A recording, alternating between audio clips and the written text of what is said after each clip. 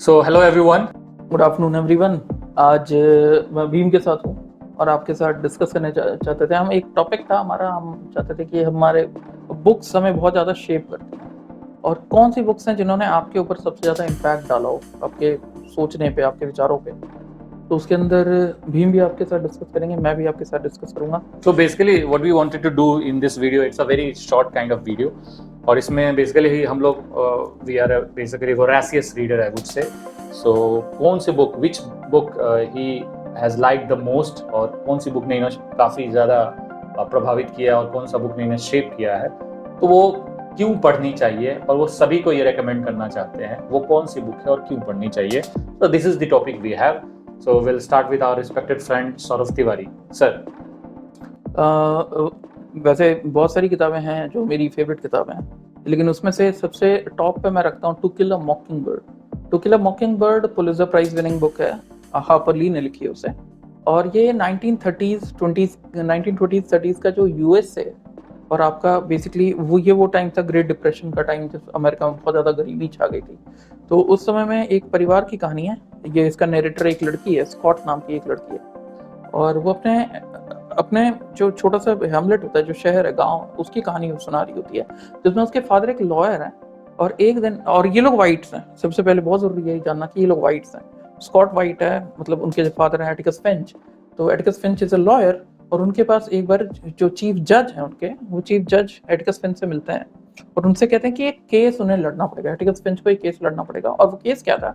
Tom Robinson, एक black Negro जिसे कहते हैं, एक अफ्रीकन अमेरिकन, एक टॉम रॉबिन्सन नाम के एक कैरेक्टर के ऊपर केस है, एक वाइट वुमेन को रेप करने का। और एटिकस फिंच एक मॉरल कैरेक्टर है, एक अच्छा कैरेक्टर है, और उससे चीफ जज कहते हैं कि आपको टॉम रॉबिन्सन की साइड से केस लड़ना।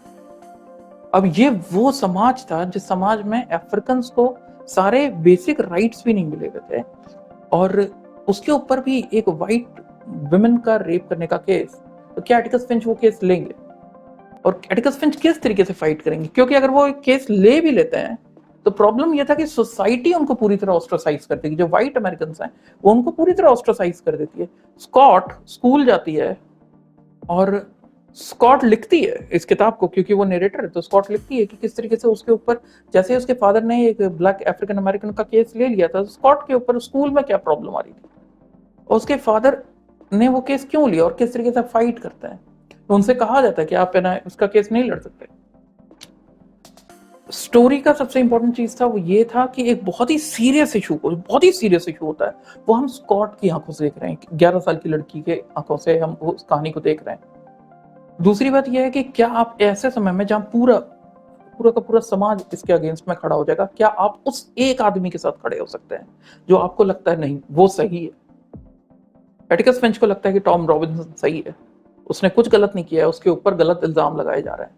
वो उसके साथ खड़ा होता है, और किस तरीके से समाज जिस इतने वायलेंट फेज से गुजर रहा होता है। हम याद रखिए, ये वो पर्टिकुलर टाइम है जब मेल्कम एक्स और मार्टिन लूथर किंग भी नहीं आए थे, सिविल राइट्स मूवमेंट भी स्टार्ट नहीं हुए थे। अफ्रीकन अमेरिकन को बहुत ही बुरी तरह से प्रताड़ित किया जाता था उस समाज में, व्हाइट्स के थ्रू, अमेरिकन व्हाइट्स के थ्रू। और ये वाला हम सदर्न पार्ट ऑफ अमेरिका का, यूएसए का पार्ट है, जो ये शहर है इसमें। तो ये किताब मुझे लगता है कि आप लोगों को पढ़नी चाहिए, ये समझने के लिए कि सही और गलत क्या है। ये सही और गलत इतना सिंपल नहीं होता है कि अगर मेरे पास कोई आया और कहता है कि एक रेप का केस है, तो मैं सिंपल कह दूंगा कि वो तो आदमी गलत है, मैं उसका केस ही क्यों लूं? निश्चित ही मैं एक सही जगह पे हूँ, वो आदमी गलत जगह पे है, लेकिन क्या मैं उसको सपोर्ट करके उस टाइम पे मैं सही जगह पे हो सकता हूँ? कि हो सकता है पूरा समाज एक तरफ हो और मैं अकेला एक तरफ हूँ, और मैं सही जगह पे हूँ, और शायद आज मुझे सही नहीं माना जाएगा, लेकिन अगले 50 सालों के बाद कहा जाएगा कि उस आदमी ने 50 साल पहले उस समय पे जो स्टैंड लिया था वो स्टैंड सही था, और सब गलत थे, सब गलत थे। तो जिस समय सब गलत हो, सब अलग हो, सब आपके अगेंस्ट में खड़े हो, तब क्या आप सही के साथ खड़े हो सकते हैं? और ये सारा स्टोरी आप एटिकस फिंच की बेटी के मुंह से सुनते हैं। और इसमें बहुत सारी और चीजें, बहुत सारे और कैरेक्टर्स हैं, बहुत सारी और चीजें आप समझने की कोशिश करेंगे, लेकिन ये सारी चीजों को रख के आप बिल्कुल ये टू किल अ मॉकिंगबर्ड पढ़िए। मुझे लगता है वर्ल्ड की सबसे ज्यादा most sold books, most read books में आती है to kill a mockingbird. US की टॉप फेवरेट होती है, स्कूल्स में चलती है किताब। तो ओवरऑल, लेकिन इसको कई बार पढ़ने की जरूरत होगी, कई बार समझने की जरूरत होगी, पर्सपेक्टिव को समझने की जरूरत होगी, किस पर्सपेक्टिव से बात की जा रही है। मुझे लग रहा है आप सबको बहुत पसंद आएगी। Okay, thank you.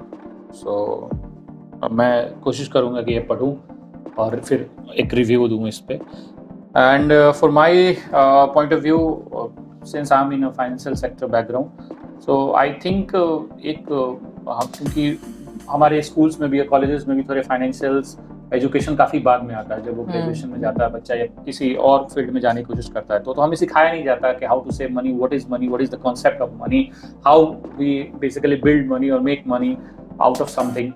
So for the very novice person, और आई वुड से कि जो एकदम नया है एकदम इस फील्ड में और वो जानता नहीं है कि हाउ मनी वर्क्स, तो उसके लिए एक बुक है रिच डैड पुअर डैड, और ये रॉबर्ट काफी कियोसाकी। यस यस रॉबर्ट साहब की है, ये उन्होंने लिखा है, और इसकी इंग्लिश हिंदी दोनों वर्जन है बाजार में। और मुझे लगता है कि क्यों पढ़नी चाहिए, उसका जवाब ये है कि सबसे पहले ये फाइनेंशियल लिटरेसी देता है आपको। इसमें बताता है कि how can anybody develop savings habit first, second ये बताता है how money works and how we can make money something out of it, चाहे वो बीइंग योर हार्ड वर्क और being any idea that you have created और any idea that you have made in past, और वो काम करेगा कि नहीं। सो बेसिकली टेस्टेड है ये बुक। तीसरी, इसमें एक बहुत अच्छी लाइन लिखी हुई है जो मुझे याद है कि, और काफी ये मैं रिलेट भी कर पाता हूँ कि being broke is temporary and being poor is eternal. Right right, हाँ। So this line is very, I mean, deep when you think about it.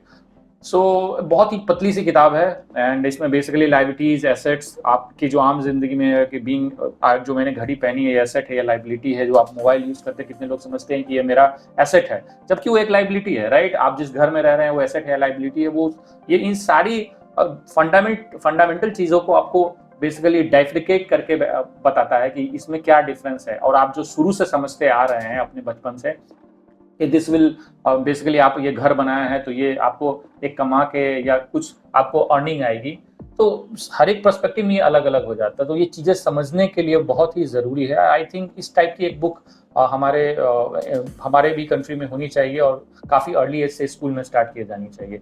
तो ये बुक आपको ज़रूर मैं रिकमेंड करूँगा, आप बेसिकली जाएँ, पढ़ें और अपना रिव्यू कमेंट में हमें ज़रूर शेयर करें। So this is a book we have, will meet in the next time. So till then, thank you.